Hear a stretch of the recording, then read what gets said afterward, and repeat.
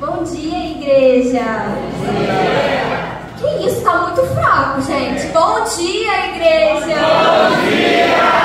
Agora sim acreditam o café da manhã que vocês tomaram lá fora, graças a Deus. Nesse mês de outubro, eu e as minhas crianças, nós tivemos algumas passagens sobre Deus no controle. E ao mesmo tempo que é um tema muito fácil da gente falar, porque a gente fala, nós somos cristãos e nós oramos, Senhor, que seja feita a tua vontade. Ao mesmo tempo é um tema difícil, porque nós falamos, Senhor, seja feita a tua vontade, mas quando a vontade dele é feita, o mundo falta pouco acabar. E hoje, junto com vocês, eu quero desmembrar algumas histórias da Bíblia que eu e as minhas crianças a gente leu. E a primeira história fica lá, a primeira história do rei Ezequias, tá? E as minhas crianças, elas leem a Bíblia, não sei vocês, eu espero que sim, mas elas leem. E a primeira história que a gente vai ler vai ser sobre o rei Ezequias. A gente pode ler sobre o rei Ezequias em Crônicas, em Reis, mas a gente vai focar um pouquinho lá na palavra que fica em Isaías, no livro de Isaías 37, do versículo 18 ao 20. É verdade, Senhor, que os reis da Assíria assolaram todas as nações e suas terras, e lançaram no fogo os seus deuses, porque deuses não eram, senão obras de mãos de homens, madeira e pedra, por isso os destruíram. Agora, pois, ó Senhor nosso Deus, livra-nos da sua mão, e assim saberão todos os reinos da terra que só tu és o Senhor. A gente sabe que o rei Ezequias foi um daqueles vários reis que Judá teve, porque Judá teve vários reis, porque um que entrava era pior do que o outro, e o rei Ezequias foi um daqueles que fez a poeira baixar por um tempinho, mas como ele era humano que nem a gente, ele também vacilou. E a gente vai ver pelo contexto dessa passagem que o rei da Síria estava doido, completamente doido, para acabar com Judá. E aí, como o rei Ezequias é um humano que nem nós, ele teve medo, ele foi lá no profeta Isaías e falou assim, olha, a coisa tá feia pro meu lado, não tem como você me ajudar dando aquela orada, não?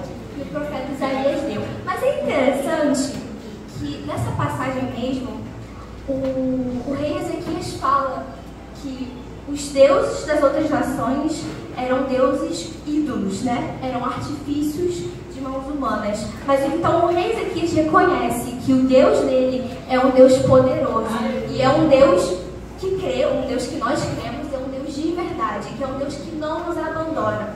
E aí, lendo também pelo contexto, a gente vai ver que no dia seguinte em que Deus falou, lá em Isaías 37, do 23, Deus fala assim, a quem afrontaste e blasfemaste, e contra quem alçaste a voz e ergueste os teus olhos ao alto, contra o santo de Israel. Por meio de todos os teus servos afrontaste o Senhor e disseste, com a multidão dos meus carros subi eu aos cumes dos montes, aos últimos recessos do Líbano, e cortarei os seus altos cedros e as suas faias escolhidas, e entrarei na altura do seu cume, ao bosque do seu campo fértil. Eu cavei e bebi as águas, e com as plantas de meus pés sequei todos os rios dos lugares sitiados. Porventura, não ouviste que já há muito tempo eu fiz isto, e já desde os dias antigos o tinham formado? Agora, porém, eu fiz vir, para que tu fosses o que destruíste as cidades fortificadas, e as reduziste aos montes de ruínas. Por isso, os seus moradores, dispondo de pouca força, andaram atemorizados e envergonhados. Tornaram-se como erva do campo e a relva verde, e o feno dos telhados e o trigo queimado antes da seara. Porém, eu conheço o teu assentar e o teu sair, e o teu entrar e o teu furor contra mim. E por causa do teu furor contra mim, e porque a tua arrogância subiu até os meus ouvidos, portanto, porei o meu anzol no teu nariz e o meu freio nos teus lábios, e te farei voltar pelo caminho de onde vieste. Eu, se fosse o rei da Síria ouvindo isso, eu dava tchau, tá? Engraçado que, voltando mais um pouquinho, o mesmo rei da Síria, que falou, olha, Ezequias, não adianta você confiar nesse teu Deus aí, porque o mesmo Deus que você confia foi o Deus que me levantou para ir contra você. Aí eu fico pensando, ele ouvindo isso, Deus estava completamente indo contra ele, e ele falava, não, o Deus, esse mesmo Deus que você confia foi o Deus que me levantou. Então agora a gente sabe, se antes Ezequias reconhecia que o Deus dele é um Deus poderoso, agora a gente vai ver também que o Deus dele é o Deus que protege. Porque no dia seguinte que Deus falou isso ao profeta Isaías, todos os soldados do rei da Síria morreram. E não teve guerra, não teve batalha, porque eles estavam mortos. Porque o nosso Deus é um Deus que protege e é um Deus poderoso. E eu pergunto para a igreja, se a gente sabe que nosso Deus é um Deus que protege, é um Deus poderoso, por que não colocar tudo nas mãos dele? Por que não deixar ele no controle? A segunda história que a gente estudou sobre foi sobre aquela passagem onde os discípulos estavam no barquinho e Jesus foi até o encontro dele andando sobre as águas e Pedro falou, Jesus, ele desafiou Jesus, se tu és mesmo filho de Deus, ordene que eu ande nas águas até ti. E aí, como Pedro era humano, que nem nós, ele teve medo e afundou. E Jesus falou para ele lá em Mateus 14:31. E logo Jesus, estendendo a mão, segurou e disse-lhe, homem de pequena fé, por que duvidaste? Por que duvidar? E aí eu fico pensando que Deus não nos chama para viver uma vida medíocre. Deus não nos chama para viver uma vida instável. Deus não nos chama para a gente ficar na nossa zona de conforto, para a gente ficar confortados, para a gente ficar conformados. Deus não nos chama para isso. Deus nos chama para ir além. Ir Glória a Deus. Do barco. E certamente fora do barco é muito mais seguro, porque é de lá onde Jesus vem, é de lá onde a voz dele vem. Então, se a gente coloca tudo no controle de Deus, a gente precisa confiar que o amor dele é seguro e aonde ele está, é lá que nós precisamos estar, junto com ele, não importa se é dentro do barco ou fora do barco. A gente precisa substituir a nossa oração de Senhor, eu quero isso, Senhor, eu quero aquilo, eu preciso disso, eu preciso daquilo, porque o Senhor sabe do que a gente precisa. A gente precisa substituir essa oração por Senhor, coloque a tua vontade, coloque os teus desejos no meu coração, para que quando vir a chuva forte, se eu andar sobre as águas, se eu andar sobre o fogo, Senhor, os meus olhos se manterão fixos em ti e eu não vou afundar. Eu vou te obedecer e tudo vai estar no teu controle. E eu novamente pergunto para a igreja, se a gente sabe que o nosso Deus é um Deus poderoso, um Deus que nos traz segurança, porque o amor de Deus é seguro, e o nosso Deus nos protege, por que nós não vamos deixar ele no controle? A terceira história que a gente leu, que a gente aprendeu sobre, foi sobre a história do paralítico de Cafarnaum, que o Eduardo já estava lá na praça dando um spoiler, mas ele estava falando de outro. E a gente pode ver a história dele lá em Marcos 2, dos 2 ao 5.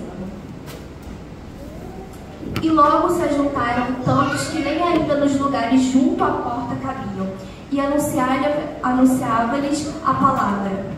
E vieram ter com ele, conduzindo o paralítico, trazendo-o por quatro. E não podendo aproximar-se dele por causa da multidão, descobriram o telhado onde estava e, fazendo um buraco, baixaram o leito em que jazia o paralítico. E Jesus, vendo a fé deles, disse ao paralítico, filho, perdoados estão os teus pecados. Refletindo nessa mensagem, eu até acho um pouquinho engraçado, porque eu fico pensando como que aqueles homens conseguiram abrir um buraco no telhado e passar uma maca por ele. Porque uma maca é uma coisa grande. E como eles conseguiram abrir um buraco no telhado e passar aquela maca por ele. Mas eu também fico pensando que para aqueles homens não existia obstáculos, não existia nada que pudesse separar eles do amor de Deus. Porque onde Jesus estava, e assim, eles tinham empecilhos que não deixavam ele encontrar Jesus, mas mesmo assim, eles deram o jeito deles, e com muita fé o encontraram, e fizeram uma maca passar por dentro de um buraco no telhado. E eu fico pensando também que esses homens, eu fico pensando que o amor daqueles homens por aquele paralítico não era um amor comum, porque não é qualquer pessoa que vai fazer isso por nós.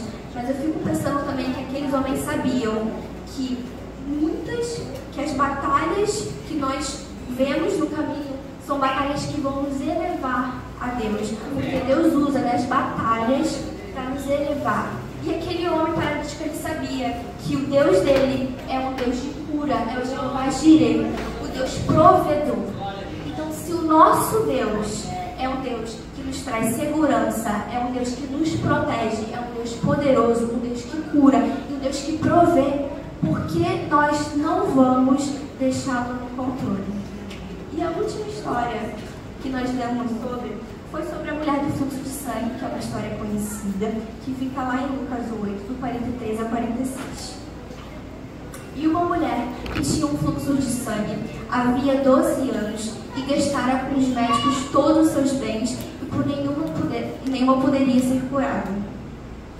Chegando por detrás dele, tocou na orla de seu vestido e logo estancou o fluxo do seu sangue. E disse Jesus: quem é que me tocou? E negando todos, disse Pedro e os que estavam com ele: Mestre, as multidões te apertam e pressionam e dizem: quem é que me tocou? E disse Jesus: alguém me tocou porque bem conheci que de mim saiu o poder. Brincadeiras à parte, quando eu estava dando essa aula, eu perguntei para as crianças: qual foi a maior quantidade de tempo que vocês ficaram doentes? E o Jonathan me respondeu que ele já tinha ficado 7 anos doente. Aí a Angélica, que estava na sala, falou assim: ué, mas você só tem 5 anos. E eu fico pensando, realmente, a gente ficou refletindo. Imagina você ficar tanto tempo doente, imagina você ficar 12 anos doente. Mas eu fico pensando também, imaginando a cena, Jesus andando, os discípulos do lado dele, e aquela multidão de pessoas tocando nele, puxando ele, eu não sei como ele não se incomodava. Mas certamente todas aquelas pessoas que estavam em cima de Jesus foram curadas. Mas aquela mulher, ela sabia que só se ela tocasse no manto de Jesus, ela nunca mais seria a mesma. Aquela mulher tinha fé em um Deus que iria transformar a vida dela, em um Deus que é fiel para cumprir todas as promessas. Porque aquela mulher, ela não se destacava porque ela estava 12 anos enferma ou porque ela era a mais coitada de todos que estavam ali. Aquela mulher, ela se destacava porque ela tinha fé. E quando nós temos fé, quando nós estamos com Deus, nós agimos diferente, nós falamos diferente, nós pensamos diferente e nós amamos diferente. Aquela mulher se destacava porque ela confiava em um Deus que era fiel para cumprir. Então agora, novamente, e por última vez eu pergunto para a igreja: se o nosso Deus é um Deus que nos protege, é um Deus poderoso, é um Deus que cura, é um Deus que provê, por que nós não vamos deixá-lo no controle? E eu estava pensando durante essa semana, durante a passagem, né, do que eu ia falar, e eu fiquei pensando em todas as vezes que eu deixei de receber aquilo que Deus tinha para mim, porque eu não queria abrir mão do que eu já tinha. Quantas vezes o Senhor falava: não é por esse caminho, não é dessa forma, e eu resolvi fazer do meu jeito. E na hora que o B.O. aconteceu, eu só podia chorar. Mas o nosso Deus é um Deus poderoso. E quando Ele está no controle de todas as coisas, não existe nada melhor, não existe lugar melhor do que estar, senão no centro da vontade de Deus. E a gente precisa entender que a chuva forte é Ele, a porta aberta é Ele, a porta fechada é Ele, o sim ou não é Ele. Porque quando nós botamos Deus no controle, não é porque a gente sabe que a vontade dele é boa, perfeita ou agradável, ou porque nós somos merecedores de alguma coisa, porque nós não somos, mas porque Ele é bom.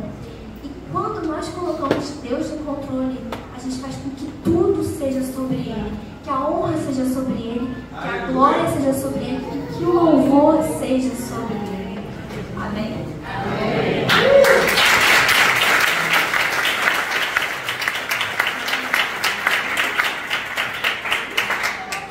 Aleluia! Que coisa gostosa, que manhã especial. E diante de tudo que você ouviu, a gente precisa entender. Nada aqui é por acaso, né? Todo esse cenário, tudo que está acontecendo essa manhã, tem esse propósito. Nós entendemos que Deus está no controle. E nossa história não é um videogame. Por mais legal e bonitinho que pareça, é muito fácil a gente chegar e comandar e aprender as fases e chegar lá no final e ganhar o castelinho da princesa. Mas esse propósito, Deus nos leva além. Ele nos leva através de Jesus para a vida eterna. E é isso que Ele quer para a minha vida e para a sua vida nessa manhã. Que a gente descanse, confie, com todas essas lições que a gente acabou de aprender com a Maria Clara, que Ele está fazendo melhor, Ele sabe o que está fazendo. Amém? Deixa Ele cuidar, deixa Ele te conduzir, deixa Ele te levar para casa. Deixa Ele ser o guia da sua vida. Então essa manhã é manhã de salvação. Se você ainda não teve o seu momento, o seu encontro com o Senhor, hoje é o dia. A porta está aberta, né? A Maria Clara acabou de falar, Ele é a porta, Ele é o caminho, Ele é a chuva, Ele é o vento. É Ele, no controle de todas as coisas. Então abaixe sua cabeça. Seu momento de intercessão, momento a gente já fez, de pedir que Deus cuide, oriente, aquele pedido seu que você tem colocado diante do altar, esse momento já aconteceu. Mas agora Deus está nos convidando para dar um passo além do barco. Como foi agora ensinado. Além do barco, que é onde Ele está. Então entregue a sua vida ao Senhor. Se você ainda não fez isso, esta é a oportunidade, esse é o momento, esta é a hora de entregar tudo, a sua vida completa na mão do Senhor e deixar Ele te conduzir. Então, se nessa manhã você entendeu a palavra do Senhor, entendeu que Ele é Deus e que Ele é poderoso para conduzir a sua vida, a sua história, a sua família, cuidar de todas as coisas, entrega ao Senhor a sua vida nessa manhã. Então, de olhos fechados, todos nós, crianças também. Amém? Olhos fechados, não é para baixar a cabeça e fingir que está de olho fechado, que eu estou vendo Jesus também. Amém? Então, que você possa estar em oração, em nome de Jesus. Feche os olhos. Isso. E se alguém nessa manhã gostaria de aceitar o Senhor como Salvador, levante sua mão. Dê um sinal, assim como Jesus não se envergonhou, entregou a vida dele, expôs publicamente a vida dele. Essa é a manhã.